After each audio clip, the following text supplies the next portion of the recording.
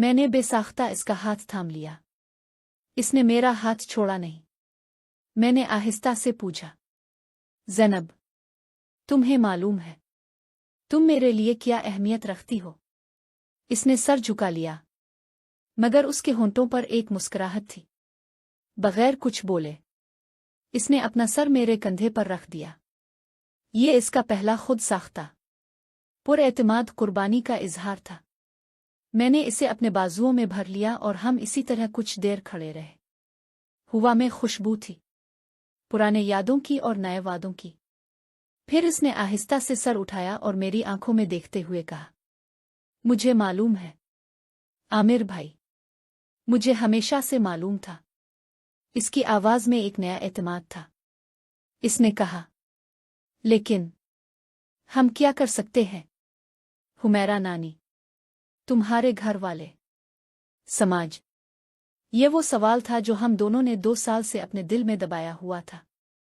मैंने इसके कंधे पर हाथ रखते हुए कहा, मैं जानता हूं ज़ैनब, ये आसान नहीं होगा, लेकिन अगर तुम्हारी हिम्मत मेरे साथ है तो मैं अपनी तालीम मुकम्मल करने के बाद, एक अच्छी नौकरी लगने के बाद, तुम्हें अपनी जिंदगी का हिस्सा बनाने के लिए हर मुमकिन कोशिश करूंगा।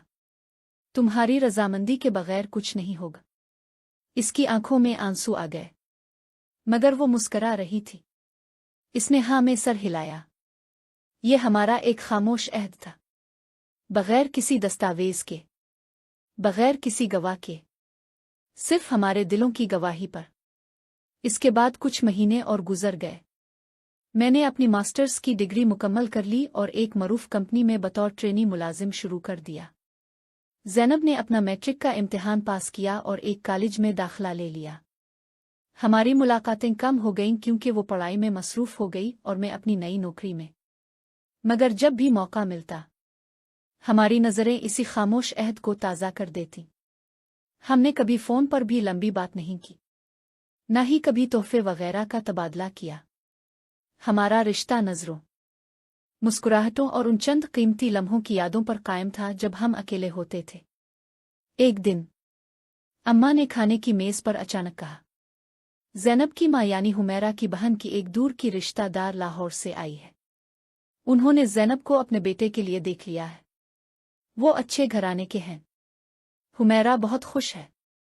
ये खबर सुनकर मेरा मुंह का जायका फीका हो गया।